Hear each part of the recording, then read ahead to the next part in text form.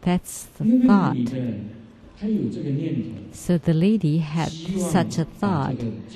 She expected this young and handsome gentleman to become her boyfriend. That's her thinking. But this gentleman did not have such thinking because he's very gentleman, so he let her wear his coat. But she's still cold. She said she's still cold. And she said, usually when I say that I'm cold, that my mom would hug me. But he thought that I'm not your mom. I couldn't get off the train to find your mom for you. So that's because of that thought, because the lady had a certain thought and the gentleman did not have such a thought.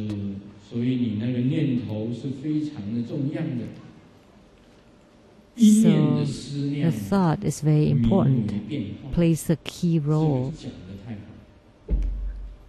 So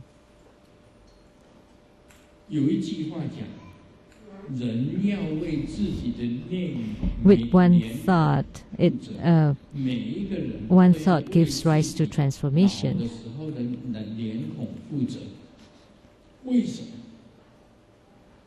You need to be responsible for your own face. Why? Because if you always have bad thoughts, then when you are old, then you would look malicious, then you would look wicked. So look at the puppet show.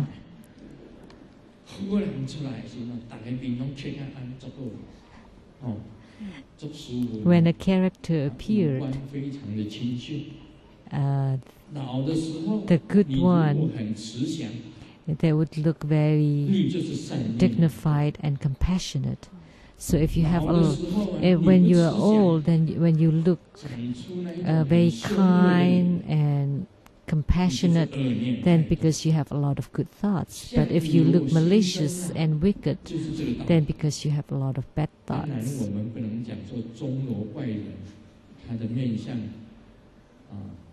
Of course, we cannot refer to the hunchback of Notre Dame that his look because of bad thoughts. That's different. Because he was born like that. So if you were born with good and compassionate look or wicked and evil look, of course we cannot refer that with this. So that's why there's a saying that you cannot judge a person by their look. But as you grow old, you need to look at your own face. And do you look compassionate? Then if you look compassionate, then you would be able to attract a lot of sentient beings. If you tell them, well, let's take refuge in a Buddha, then they would run away if you don't look compassionate. So as you grow old, your look depends on your thoughts. So that's why the thought is important. So one thought gives rise to transformations. That's right. So if you have no thoughts, then you would be the empty space. And in empty space, you can transform into anything. So when your heart is like the empty space, then you can become the myriad transformation bodies of a Buddha. So how does it happen? So that happens when your heart becomes like the empty space. One time, I mentioned about this, that you visualize at your central channel, there's your personal deity, and you send this deity to merge with the star of the sky. then that would become your transformation body. So how many transformation bodies you can make is depending on how many times you send your personal deities to merge with the stars. So that's the transformation bodies outside your physical body.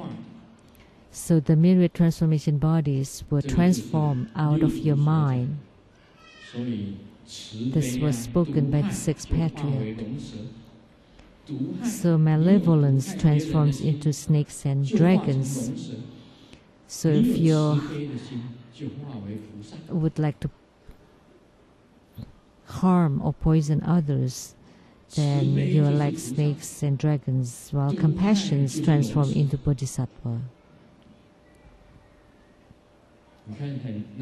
Compassion is bodhisattva, and malevolence is snakes. The snakes are very evil and wicked.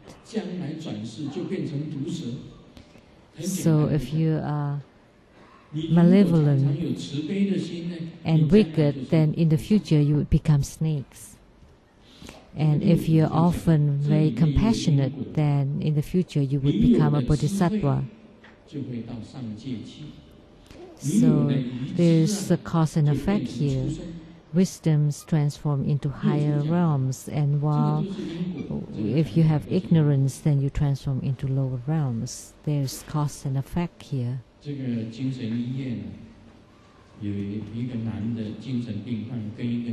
the psychiatric ward, there's this male patient and the female patient. The male patient told the female patient, something I want to tell you. And she asked, what is it? And he said, this is the most secret of all secrets. And she asked, then why are you going to tell me? Because I want just to let you know, only you. And then he said, I'm the son of a bodhisattva. So he said, he's the son of a bodhisattva. And she answered,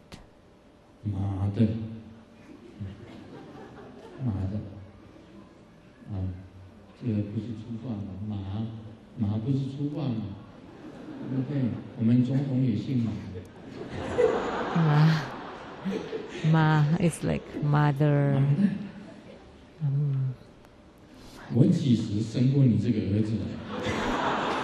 And she said, when did I give birth to such a son? She cursed, she thought that she's the bodhisattva.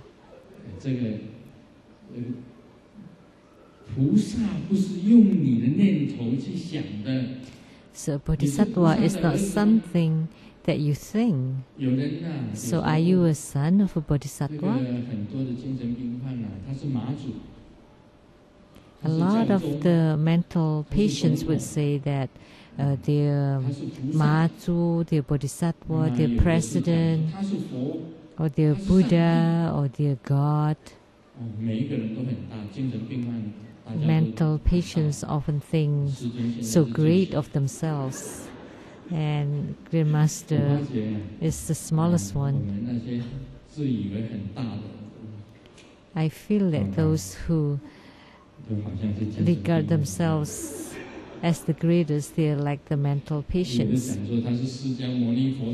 Some say that they are the reincarnation of Sakyamuni Buddha.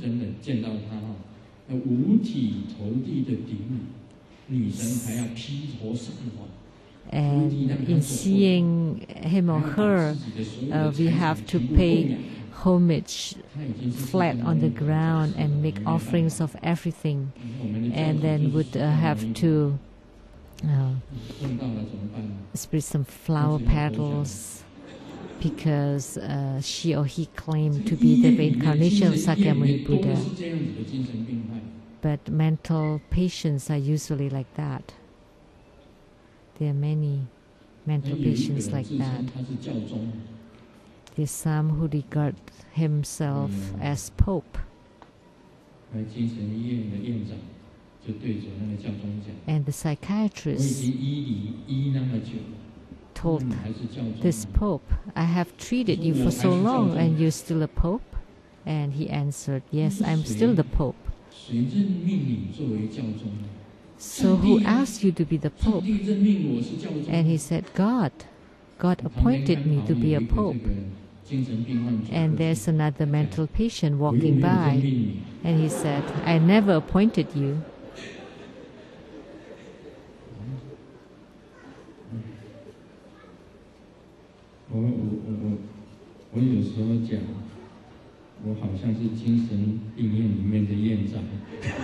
Sometimes I feel like I'm the psychiatrist of a mental ward,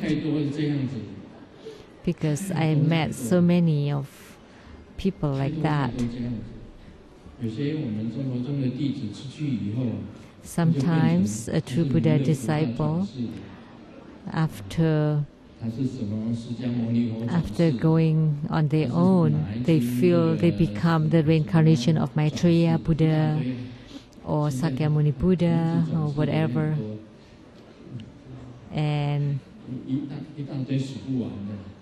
And there's many reincarnations of the Lotus Youth these days too. So how could I have so many mental patients as disciples?